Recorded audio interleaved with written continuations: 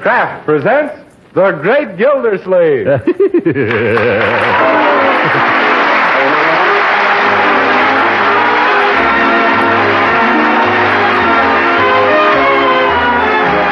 Kraft Cheese Company, who also bring you Bing Crosby every Thursday night, present each week at this time Harold Peary as The Great Gildersleeve, written by Leonard L. Levinson.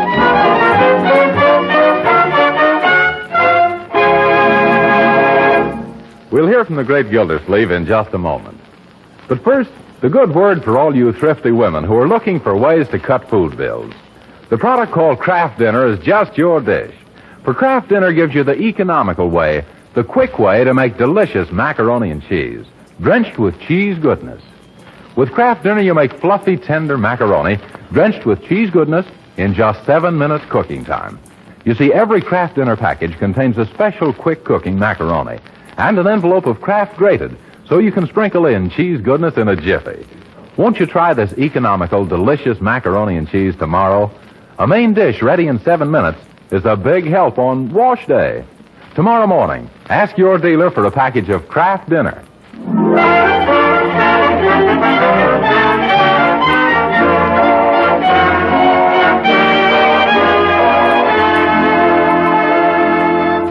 For the past few days, our friend Throckmorton P. Gildersleeve has been the victim of a baffling attack of the sneezes, and so far he hasn't found out the cause. Could it be some allergy, or is his mustache starting to back up on him? Come on, let's visit the Great Gildersleeve and find out.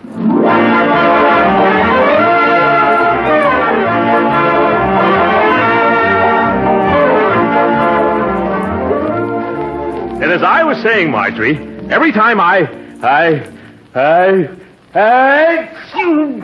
Gesundheit. Don't mention it. Every time you what, Uncle Mort? Every time a button pops off my vest. Oh, that's too bad. Yeah, you bet. I'm on my 4th vest now. Yeah, and that last sneeze broke your shoelaces. Yeah? Oh, well, I got to find some way of stopping this sneezing before I blow my brains out. Oh, I didn't do it that time. Gesundheit. Yeah, but you don't have to mention it. No, Uncle Mort, I really think you should see a doctor. Now, this may be something serious. Sure, whatever it is, it's nothing to be sneezed at. Then why am I sneezing? Oh, there must be something you're allergic to. Yeah, I know it. I'm allergic to sneezing. No, Uncle, something else is wrong. Now, why don't you go right downtown and see Dr. DePeister? Yeah, who in the name of the Mayo brothers is Dr. DePeister?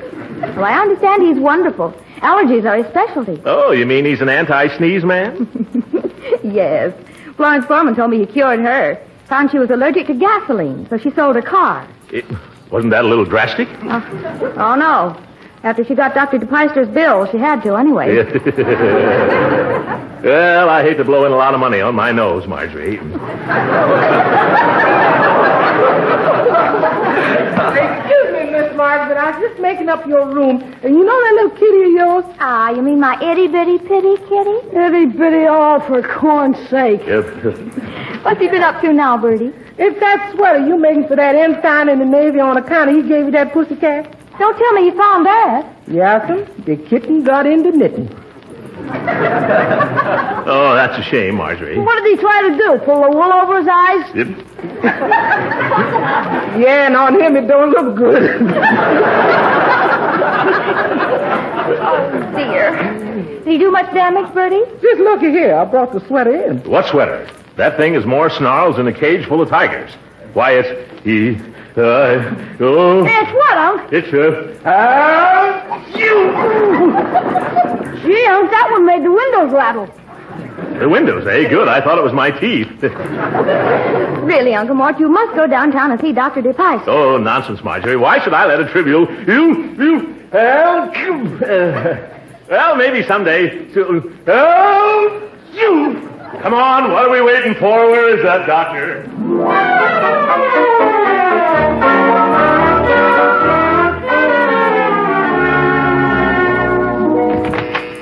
But, Marjorie, I haven't sneezed once since we left home.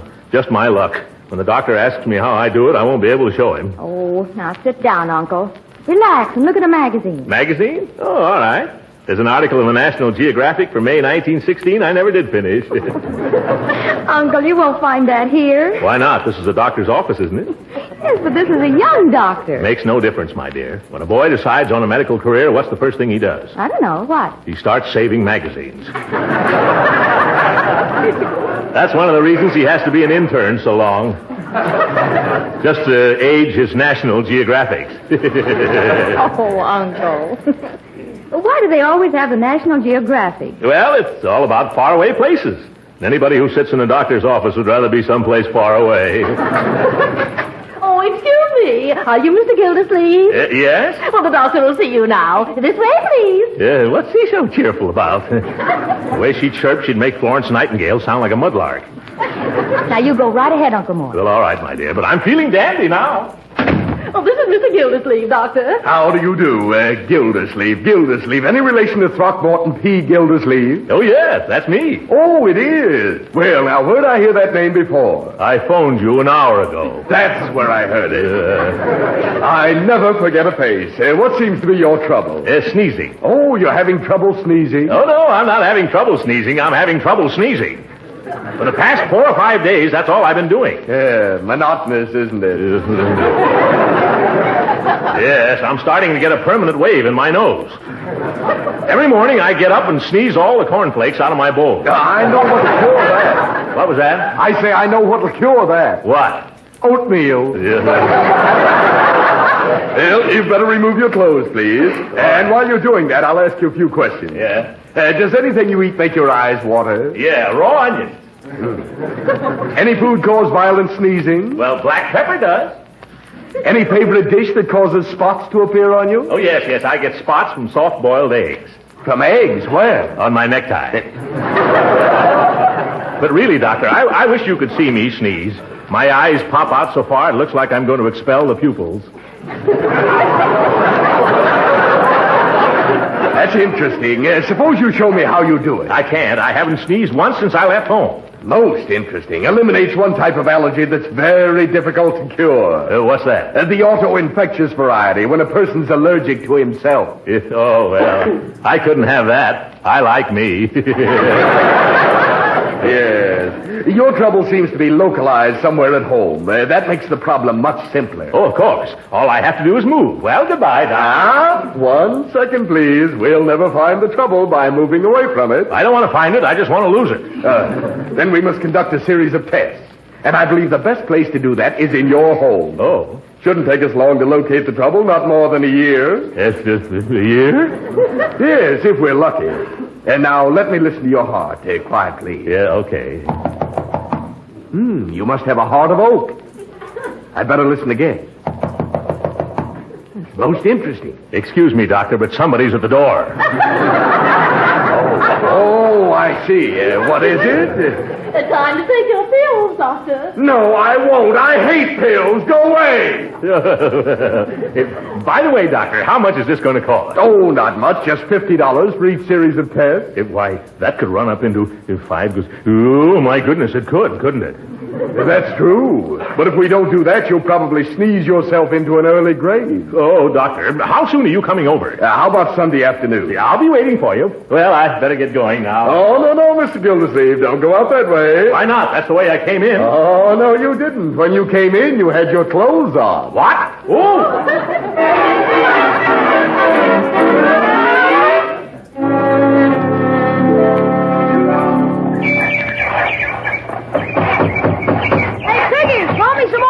Here, Leroy.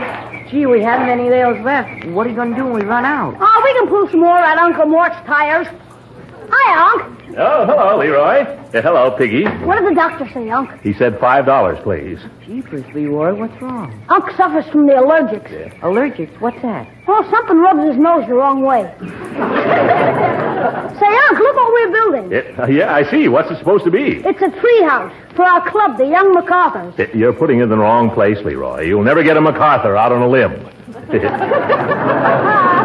Where are you going to put it? Well, as soon as we get it nailed together, we're going to haul it up on that oak where the branches spread. You know, prefabrication.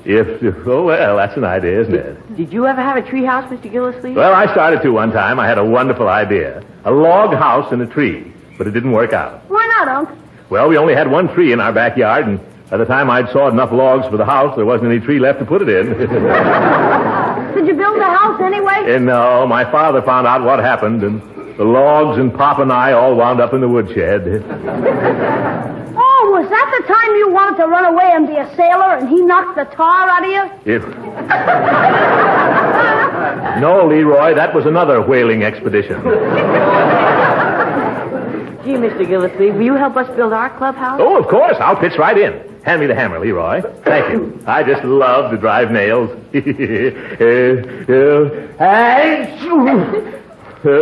Now watch me and learn, Leroy. Excuse me. Understand now, Leroy? No, I don't quite... Oh, but it's so simple. What's troubling you? Well, I'm wondering how you're going to get your necktie off now that you've nailed both ends to the plank. What do you mean? I see.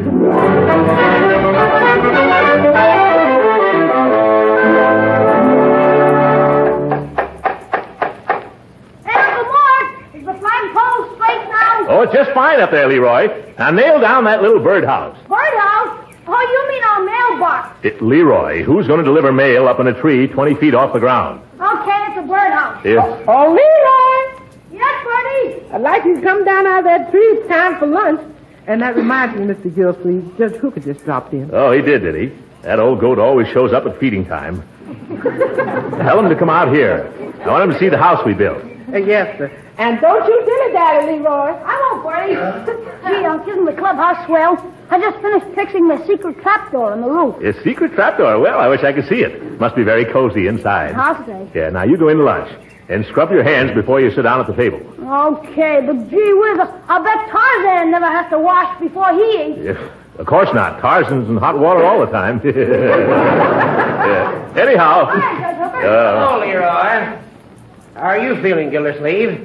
Still sneezing your brains out, or have you run out of brains? No, Hooker, I haven't run out of brains. Would you like to borrow some? No. Wouldn't think of taking your last one. What's the big attraction out here? The attraction is that tree house the kids built. Like to go up there and look at it? No, thanks. I can see it well enough from here. They have a secret trapdoor and a lot of other modern improvements. Come on, let's go. Now, let's quit kidding ourselves, Throckmorton. We're too old to go traipsing up the side of a tree to peek at a packing box. Speak for yourself, you old fogey. Fogey! Okay, then you're an old fogey. Why, you even get out of breath playing checkers. Thank goodness I'm different. Don't kid me, Throckmorton. If you aren't too old, you're too fat. Now forget about it. You're dizzy enough on the ground without climbing trees. In that case, I guess I'll have to show you, Judge Hooker. Here, hold my coat, Grandpa, and watch a man strut his stuff. Careful, Gildy. You'll get halfway up and then spread your stuff. Don't worry about me, Judge. I come from a long line of tree climbers. That may be so, but remember, you haven't any tail. If I stand on this box, I think I can reach that limb. Yeah, just watch me, Judge. Come on down from there, Gildersleeve, before you fall on that big fat neck. Just a little rusty, that's all. Oh, I never knew I weighed so much. You're building up to a terrible letdown, Humpty Dumpty. Oh, by George, I'm going to make it. And nobody's more surprised than I am. Oh, yeah. Well, you made it, but you never get down again. Say, you ought to be up here, Judge. There's a beautiful view from here. There is? Uh-huh. On a clear day, I can see into every second-story window in the block. What are you walking around on the roof for? The door isn't up there. I think it is. Leroy said something about a secret trap door somewhere. Oh! Gildersleeve, what happened? I found the trap door. You better stop fooling around and come down. That's pretty dangerous. If you may be right. I'd better... Uh-oh. What's wrong now? But I got in here. I should be able to get out. Gildersleeve, what's the trouble? I can't squeeze out of this door. But you just got in. Yeah, but I came in fast, and I'm stuck fast, too. Yeah, this is going to be one of my bad days.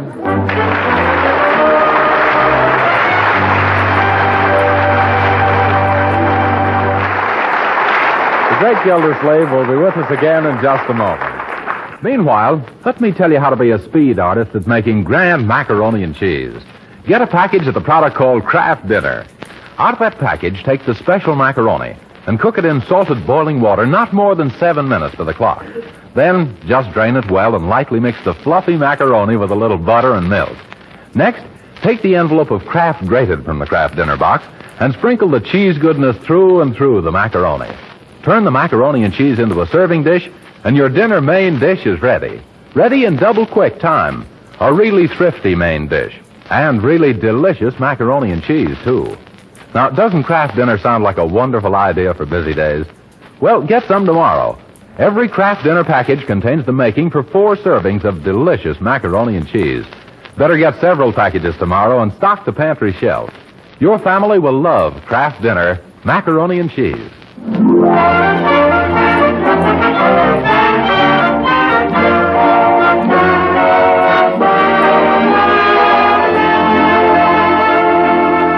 And now let's return to the great Gildersleeve, whom we left stranded in a house in a tree in the backyard. As we find Uncle Mort again, he's still there, while below Judge Hooker tries to comfort him with song. Rock-a-bye, Gildy, in the treetop. I'll kill that hooker. When the wind blows, hang on or you drop. Yeah, I'll drop on you. When the bow bends, it surely will break, and Gildy will hit just like an earthquake. Hooker, stop that infernal nursery rhyme. Oh, you want something more modern, huh? All right, Gildy, I'll give you the #1 song on the hit parade. Yo. Don't sit up in the apple tree with anyone else but me. Anyone else but me. Yes. Anyone else but me. No, no, no! Do something. Get me out of here. This is a terrible predicament. Yes, isn't it? You just wait, Judge Hooker. I'm going to break every bone in your head. Now get me out of here. Hey, what's going on out here? Where's Uncle Mort, Judge? Uncle decided to visit your treehouse, Leroy. See him? He became so absorbed in it he can't tear himself away. Yeah. Oh, yeah, now I can see him. His head sticking out of the secret trapdoor. Oh, how do you like it up there? I'd like it a lot better up here if I were down there. Gee, is anything wrong? Oh, no, nothing at all, Leroy. Except that I'm wearing your secret trapdoor as a girdle. I'm stuck up here fast. You got to do something. Leroy, that's all the shouting about. Keepers, sis, Uncle Mort is up a tree. Look.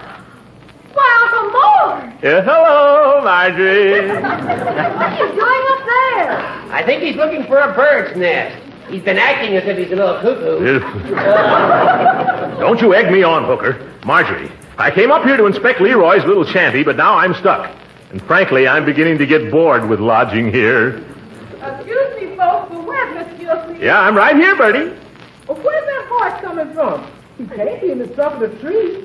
His trunk's bigger than the tree. I'm upstairs in the tree, Bertie. What is it?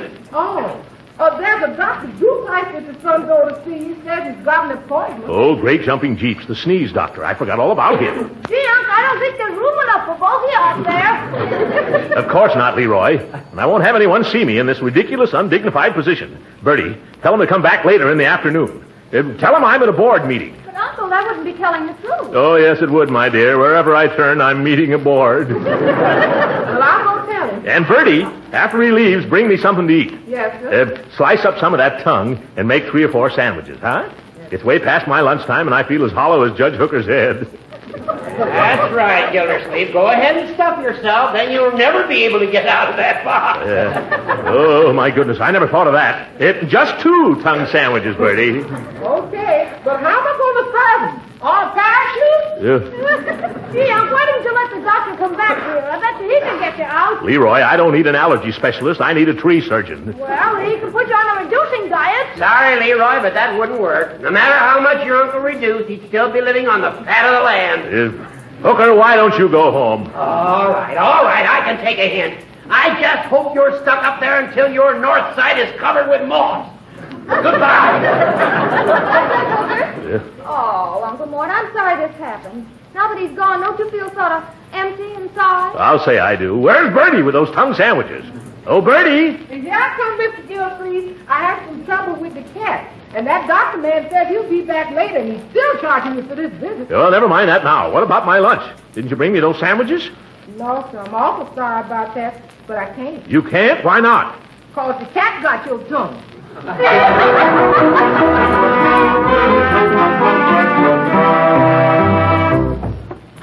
on, on, Piggy. Pull. No, Piggy, don't pull. You're just taking the back right out of my shirt. It's no use, boys. Oh, why did you ever build this thing so solidly? Jeepers, you told us to, Mr. Gildersleeve. You're trapped by my own words. You better climb down now, boys, and try to borrow a ladder and an axe someplace. Okay, Uncle. And remember, I don't want anyone in the neighborhood to know about this. I'd be the butt of too many jokes. You coming, Leroy? Scramble down now. I can see the girl next door in her room. I don't want to attract any attention. We'll be right back, Uncle. Yeah, okay. Oh, hello, Mr. Gildersleeve. Hello, Dottie. How are you today? Oh, perfectly fine, except for a blister I picked up at tennis that's been annoying me ever since. Isn't it terrible? Heel? I'll say he is. He followed me all the way home. Say, how did you ever manage to get up so high? Is that a steam cabinet you're sitting in? What are you doing up in the tree? Who, me? Oh, nothing. I'm just doing an important air raid defense job. You don't say. Well, what is it? You can trust me because, I always keep my mouth closed and everything I hear goes right in one ear and out the other. And gee, I wonder why that is. Well, what's there in between to stop it? Oh, well, then you'll tell me, huh? Well, what is it? What is it? Huh? Well, if you must know, I'm up here spotting airplanes. Spotting airplanes? Oh, how fascinating. Gee, I wish I could help you, only I wouldn't know what colors to spot them. No, I don't suppose you would. Shh. Hey, what's that noise? Oh, my goodness. There's a fire somewhere. Huh? Oh, I simply must go because I just love to curl up in front of a good fire.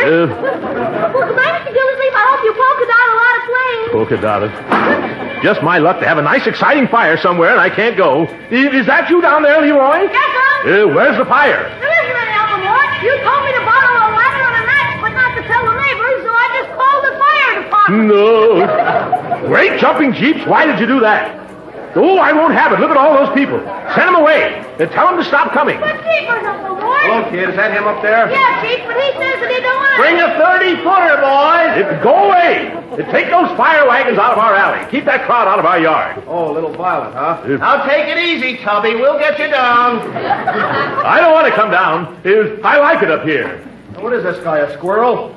Don't worry, Uncle Mort. He'll chop you out in no time. Keep those hatchet men away from me. I'm very comfortable up here, and I won't come down till I'm good and ready. As nutty as a fruitcake. He's jerky, that's all. Probably thinks he's General Doolittle. Why don't you brave fire, laddie, just go back to your checker game? Now, see here, Fatso. We were called to take you down from there. Who called you? Did I call you? No, but somebody... You're paid for putting out fires, not for coming around annoying innocent people who are enjoying a nice rest up a tree. But we're supposed to take care Oh, of... wasting the taxpayers' money, eh? Now, you get out of here before I pick up my phone and report this to the mayor. Come on, boys. Put that ladder back in the truck. Quinn, take this axe back. Let's get out of here before I turn a hose on that big fat false alarm. The idea. I guess I told him a thing or two. Gee, Uncle Mort, those guys could have gotten you out of there in a minute. Don't you want to come down? No, Leroy, I couldn't come down that ladder in front of that crowd. Why not? Because there are a lot of nails up here, and I've torn a square foot out of the seat of my pants.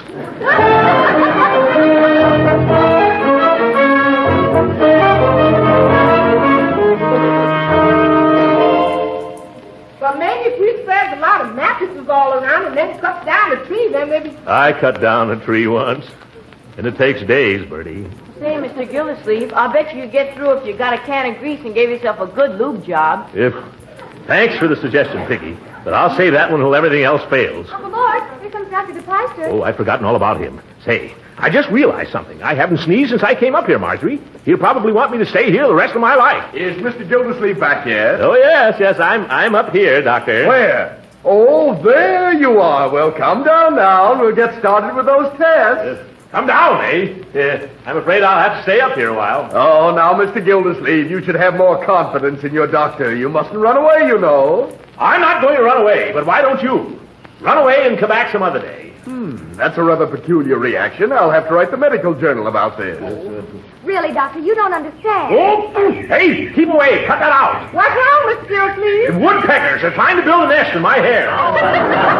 Poor Uncle Mort. Yeah, what's the matter? Is he allergic to woodpeckers? Here's a policeman to see you. A policeman? What does he want? There have been a lot of complaints from this neighborhood about a peeping Tom. A peeping Tom. Oh, help! Get him off! Now the woodpeckers are dive bombing me. Hurry up, Wolf!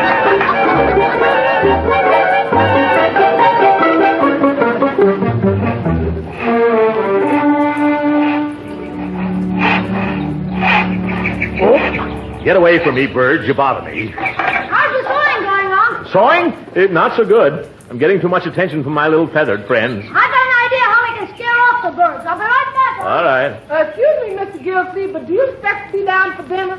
I hope so, Bertie. So do I, because I can't figure how I'm going to serve you your soup up there. Oh, well, that'd be simple. I could drink it through a straw. What, oxtail soup? Yes, oxtail. Here, Kitty. Here, Kitty. Nice, Kitty. Come on now. Hey, Unc, look what I've got to drive the birds off. Oh, Marjorie's cat. Good. Send him right up here, Leroy. I'm afraid some bird's going to lay an egg on me any minute. Go ahead up to Uncle Mort, Kitty. Attaboy. Yes. Keep on going. That's it. Yeah, here, kitty. Ah, yes. Come on. Stay right up here near your Uncle Mort. Isn't he cute? Leroy, that was certainly a bright eye. Shoot! Good sight. You're welcome, Bertie. Shoot! Say, I didn't sneeze once since I came up here until that shoot! What is it, Uncle Mort? I just found out what I'm allergic to, Marjorie. It's that cat of yours. Oh, well, this saves me a lot of doctor bills and time and trouble. Why, I'm so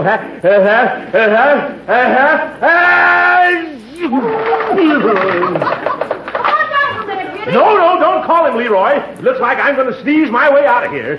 Come here, nice kitty.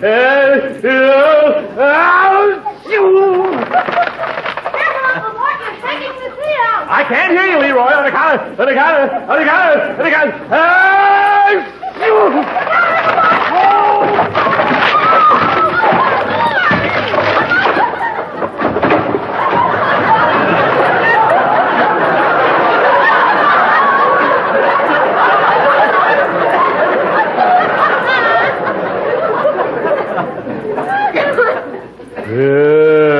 where am I?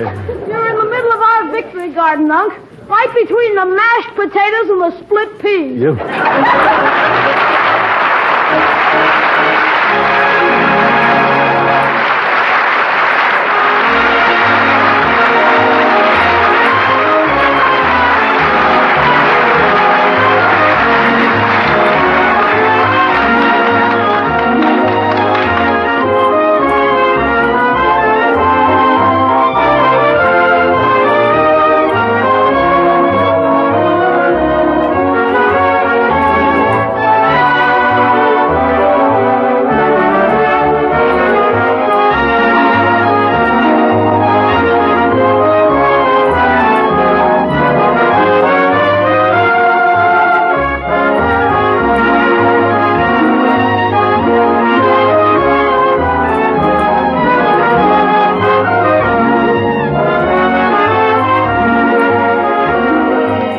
Ladies and gentlemen, it's just 6 months since Pearl Harbor. Since then, this nation has leaped to arms with one idea in our minds and hearts: victory. This summer, there'll be no slackening, no rest. The leading NBC shows are joining our government in bringing you the Victory Parade, a series of Sunday afternoon shows heard all through the summer in the Jack Benny time. We urge you to listen. Good night, ladies and gentlemen.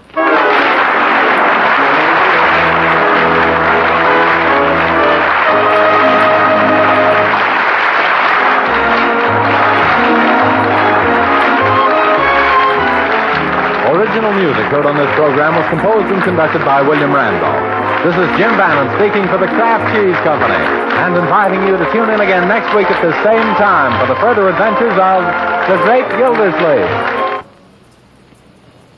We all need extra vitality these days, the energy to help make our war machine hum. So you'll be glad to know that one of the best energy foods you can serve, and one that's economical too, is wholesome parquet margarine made by Kraft.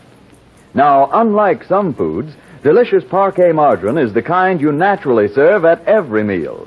It's a wonderfully good-tasting spread for bread. It's a real flavor shortening for baking. It makes pan-fried foods tastier. Yes, you can use parquet margarine all these ways to help add extra nourishment and goodness to your meals. Another thing, every pound of parquet margarine contains 9,000 units of important vitamin A. So for all these reasons, order a pound or two of economical parquet margarine tomorrow. Remember, it's parquet, P-A-R-K-A-Y. Parquet margarine made by Kraft. This program has reached you from Hollywood. This is the National Broadcasting Company.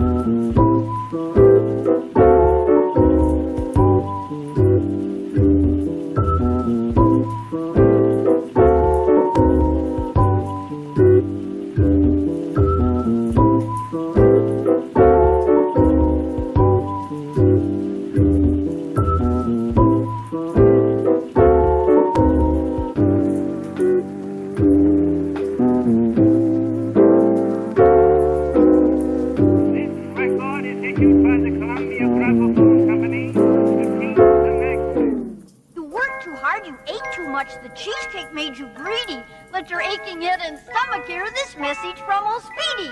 Alka-Seltzer, plop, plop, fizz, fizz. Oh, what a relief it is.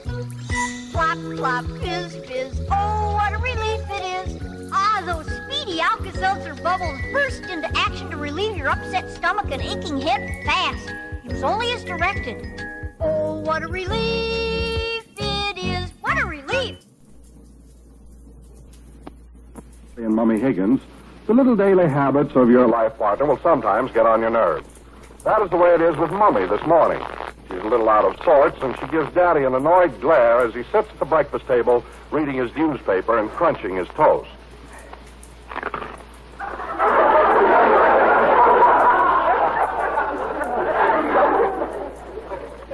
Lancelot. Huh? Every single morning you munch your toast and read your newspaper. Can't you do anything different? Different? Well, I could munch my newspaper and read my toast. Very funny. Honestly, Lancelot, your manners in general are becoming deplorable. The way you embarrassed me last night at the Kunkel's when they passed the taffy. Embarrassed you? Lancelot, if one doesn't like taffy, one throws it away. One doesn't wrap it in one's handkerchief. One does if one's bridge work is stuck in it. Vera, why are you picking on me? Oh, it's these irritating things you do. Listen, you didn't mind my habits when you married me 20 years ago. In fact, as I remember, you were pretty happy when you snagged me away from little Lila Mae Cornwall. Lila Mae Cornwall, you're always throwing that woman's name up to me, and I'm getting sick of it. You should have married that stupid-faced hussy. Listen, Lila Mae was a sweet girl. Besides that, she had a beautiful face and a gorgeous figure. Well, then why did you marry me? Because you were different. There was something different about you that I know very well what you mean. You think you'd been better off if you'd have married Lila Mae. That's not true. Our marriage has been wonderful. Well, you're not happy. I've never been happier in my life.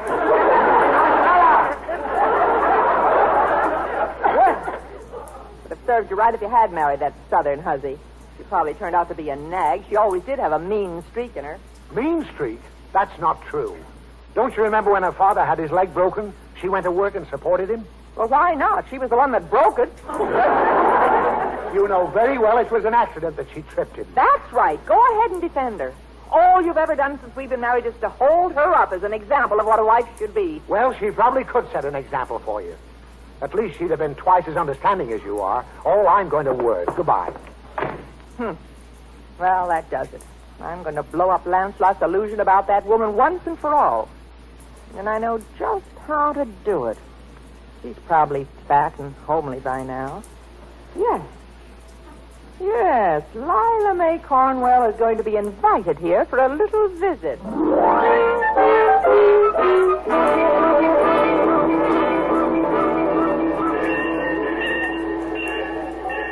Oh, boy, Daddy, this is fun. You never took me to a railroad station before. Yeah. Let's sit over here where we'll be able to see Miss Cornwall's train arrive. Why is she coming to visit us, Daddy? Oh, because of a silly plan your mother has in mind. She hopes Lila Mae will have developed into a sharp-tongued hag. And that'll make me keep my mouth shut about her from now on. Oh, I can see right through your mother. Oh, gee, maybe she ought to wear a petticoat. I didn't mean it that way.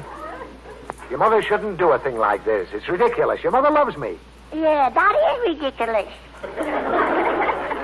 I mean, it's a ridiculous thing asking Lila Mae here for a visit, just to show her up to me. After all, I love your mother. Did you almost marry Lila Mae instead of Mommy, Daddy? Yes. Did you?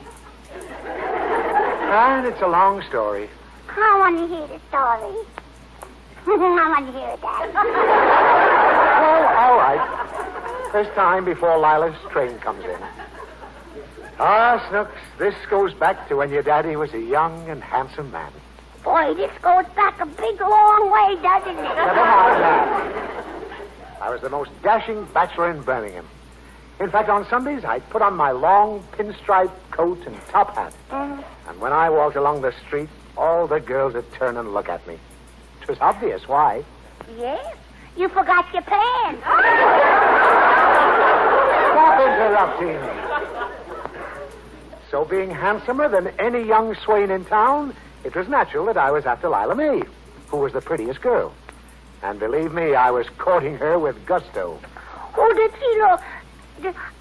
Who did she like? Did she look better than?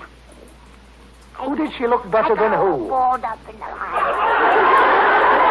Who did she like better? Like better? Yeah, who did she like better?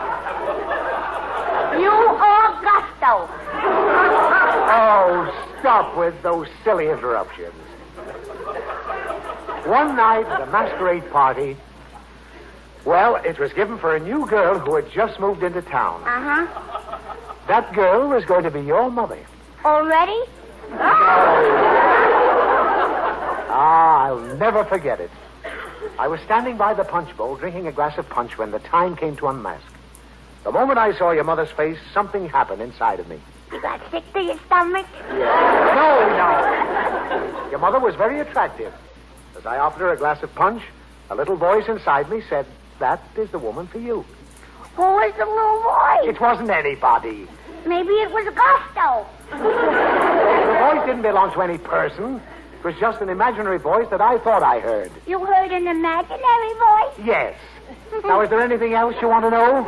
Yeah. What was in that punch? The point is that I felt I was in love with your mother. Uh-huh. However, I wanted to make sure, so I went out with Lila May, too.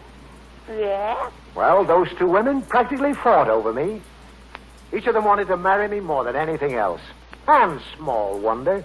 Yeah, 'cause you was the handsomer than any young swine in town. That's Swain. Well, that's about the whole story. Your mother got me and Lila didn't. It was just a case of luck. Yeah, Lila May was lucky, all right, huh? Oh, is that so, Smarty? Anyway, I've been a very good husband to your mother, and we've been very happy. Yeah? Why, certainly. I've given your mother affection, a nice home, nice clothes to wear, and in return, she's given me children. Boy, what a dirty end of the deal I got. Well, come on, let's go out on the station platform. Lila's about due. All right, Daddy. Oh, boy. Look at all the trains, Daddy. Is that Lila's train over there? No, that's a mail train.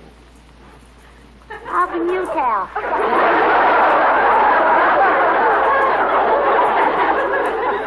Don't be silly. There's different kinds of trains. That one's for mail. That one over there is for baggage. And that one there is a milk train. A milk train? Yes. Let's milk it.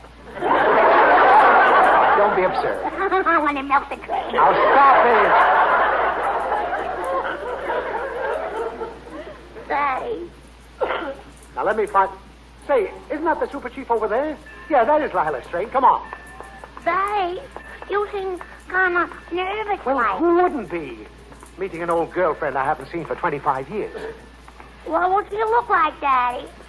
Oh, I'm afraid very much like your mother expects. Lila always did have a tendency to be plump. She's probably spread all over the place by now. Oh, just look for an old hen. Lancelot! Oh, Lancelot! Ooh, I'm over here! That's Lila's voice. Oh, there she is at the other end of the platform. Holy mackerel! Yeah, and your hen turned out to be a chicken. Yeah, look at those drumsticks. Snooks, I think your mother is going to be in for a big surprise.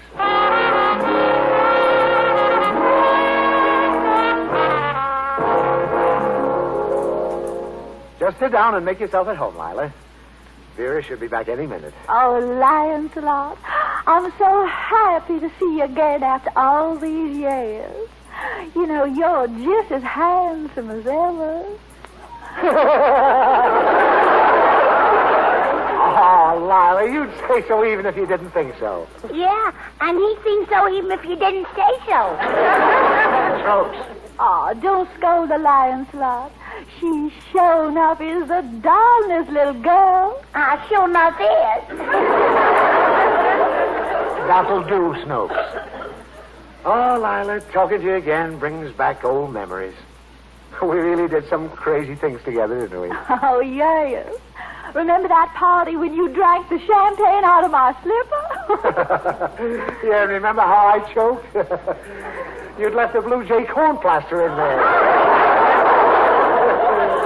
Oh, Lancelot, your laugh is just the same as it used to be years ago.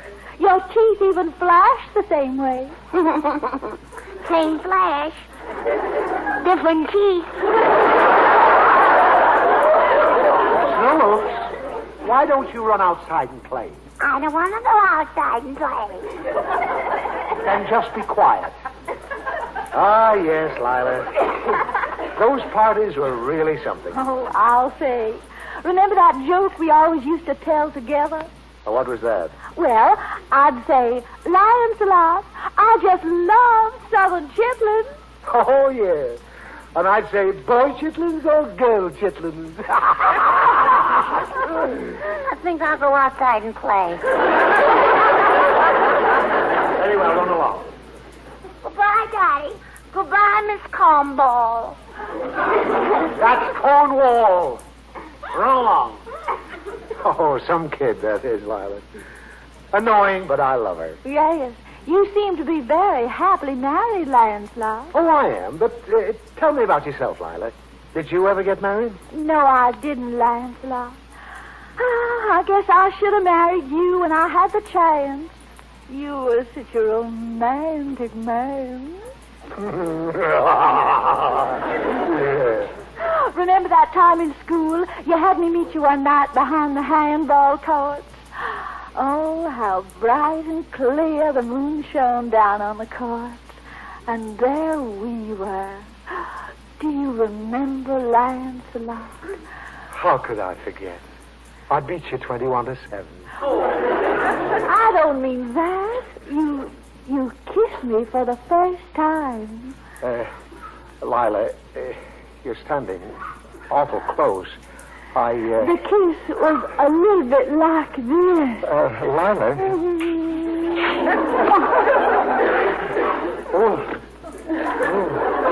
There. That was just for old time's sake. Well, now I'll run along upstairs and unpack. See you later, cone pone. Oh, Daddy. Huh? Snooks, how long have you been standing there? Did you see, Some kissing, huh? Corn. Snooks, this was all a mistake. I bet that's what Mommy will say when I tell her. Oh, no! Oh, no!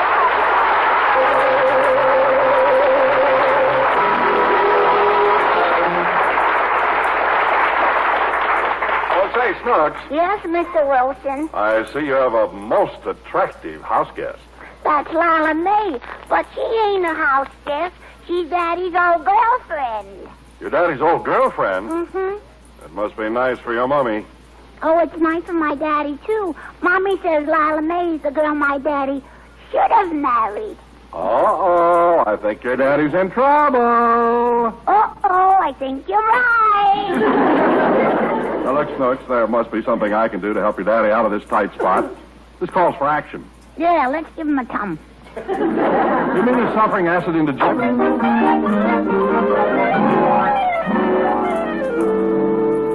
Poor Mummy Higgins. She invited Daddy's old flame, Lila Mae Cornwall, for a visit, figuring Lila would be fat and homely by now.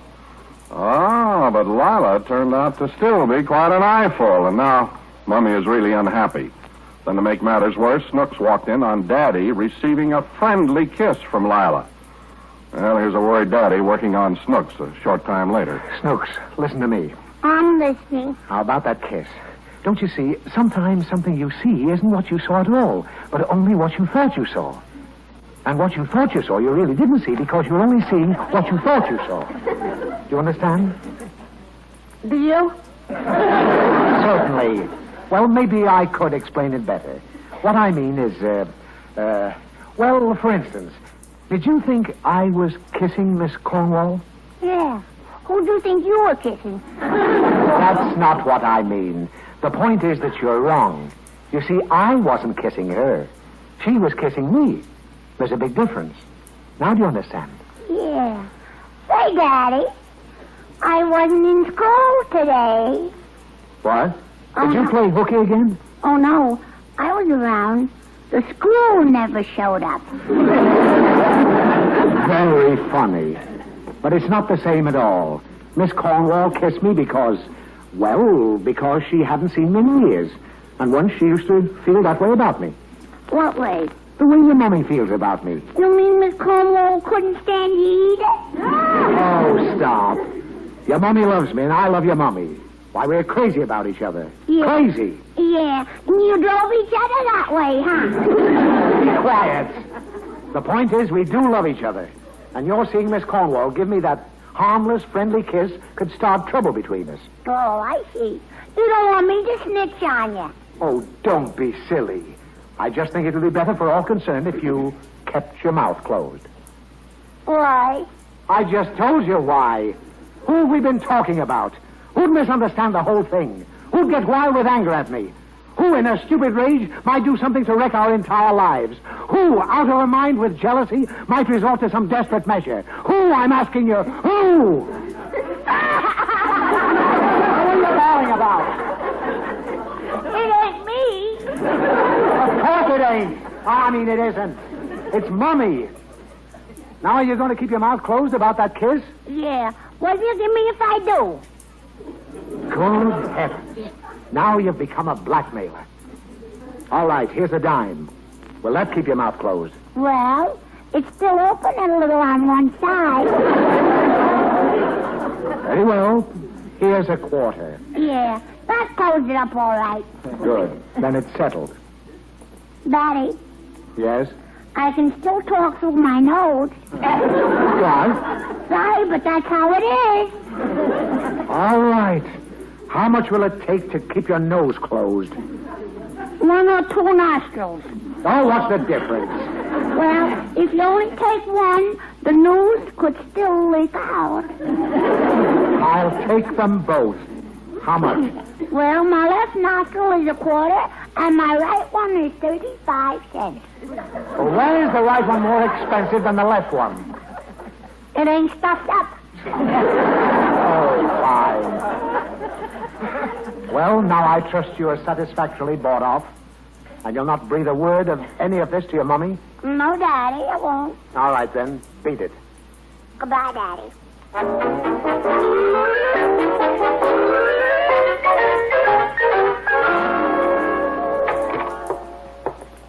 Oh, hello, Snooks. What are you doing in the kitchen? Oh, just sniffing around, Mommy. Oh, you sure you're being a good girl? Oh, sure. I'm being so good, I may even sprout wings like a little bit of angel. Well, that's a sweet thought. Yeah, then I'll be able to fly around and drop rocks on people's heads. Oh,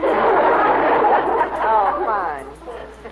Well, I better tend to that fancy dinner we're having for that friend of ours, Lila Mae Cornwall. I think I'll take a look at those 5 squabs I have in the oven. Oh, the 5 squabs are fine, Mommy. I just looked at them. They're fine. All 4 of them. Oh, now I know I better look at them. Think I'll go and play with Harvey's uncle next door. Just a minute. You stay right where you are, young lady. Now, let me see. 1, 2, 3, 4. Snooks, what happened to that 5th squab? I don't know. Maybe he ran off. Ran off? And what's the gravy doing on your chin? There's gravy on my chin? Yes. The nerve of that squab. Why, he must have run across my face making his getaway. Now, Snooks, we're going to have no more of this sitting. Now, you're going to be punished for this in good. No money for movies on Saturday and no allowance for candy. I don't care. I got 60 cents, see? Why, Snooks, where did you get all that money? From Daddy for keeping a secret from you. Keeping a secret from me? You tell me what it is this minute. You hear me? This very minute. No. I took 60 cents from Daddy, and I won't break my promise. All right, I'll give you 60 cents, too. I won't. 70 cents. Nope. All right, a whole $1. Mommy, are you forgetting my promise? No. Well, I am. Hand over the dollar. All right. Now let's hear the bad news. What did he do? Well, I saw him and Miss Cornwall kissing and... Kissing? Oh, but it wasn't his fault. Oh, He what have all I right, done? he was What just- a fool I was. I invited that woman here. Imagine, I'm practically asking that woman to break up my home. Oh, what am I going to do? What am I going to do? Well, you could pay up that dollar you owe me. Be quiet. Oh, what a fool I was. Oh, what a fool. Gee, she seems upset about something.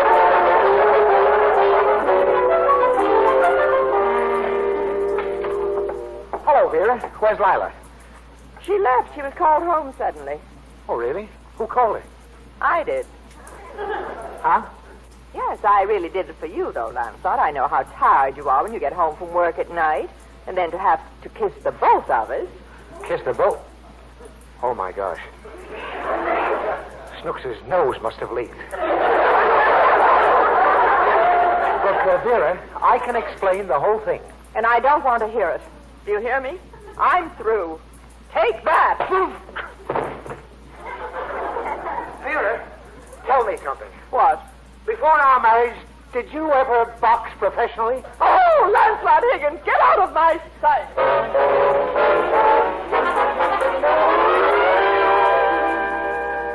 Kunkel, forget about our being neighbors. All I want now is your opinion as a lawyer. I think my wife's leaving me. What do I do? Well, my experience tells me that she'll undoubtedly change her mind and stay. Therefore, there's only one thing to do in the meanwhile. What's that? To celebrate while the news is still good. Oh, stop being funny. I happen to love my wife, and I think she's serious. Look, Kunkel, how can I get her to listen to reason? Well, a kid can always bring two parents together. Why don't you get Snooks to help you work on Vera's emotions? Snooks? Why, that little monster's the cause of all this. Oh, you just don't know how to handle her. You should apply psychology. That's what I do with my son Harvey. He's got a good little mind, and I appeal to it. Well, what if it doesn't work when you appeal to his mind? Well, then I still apply psychology. Only a little bit harder and a little bit further down. He's got a good little bottom, too. Oh, nothing ever seems to work with Snooks. Why did I ever have children anyway? Oh, come now, Higgins. All of us sooner or later get the urge to have little ones running around the house. If I ever get that urge again, I'm going out and buy some mice. Now, wait a minute, Higgins. There must be some way of appealing to Snooks. Wait, there is. The kid's on a big money kick right now. I'll offer her $1 to help me get Vera back again. See you later, Kunkel. Good luck, Higgins.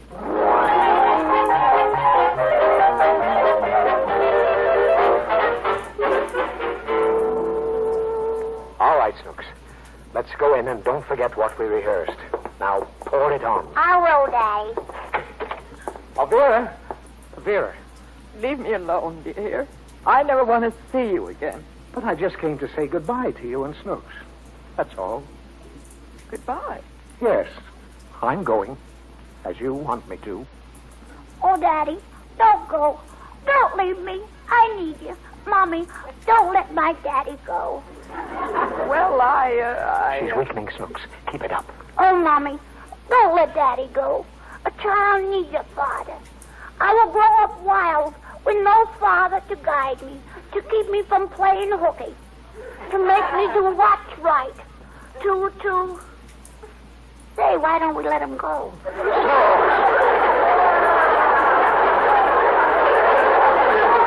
Oh, yeah. Please, Mommy, I love Daddy, and you love Daddy, and even Daddy loves Daddy. Oh, brother. No, Daddy. Oh, Vera, let's stop being silly. Let's kiss and make up. well, Oh, come on, darling. All right, Lancelot. All right, dear.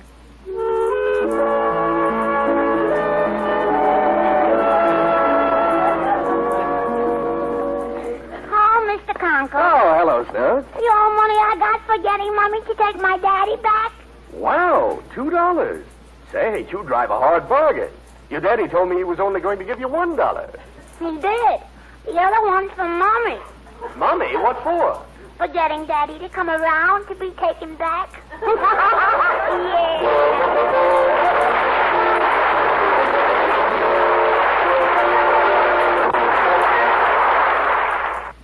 Yeah.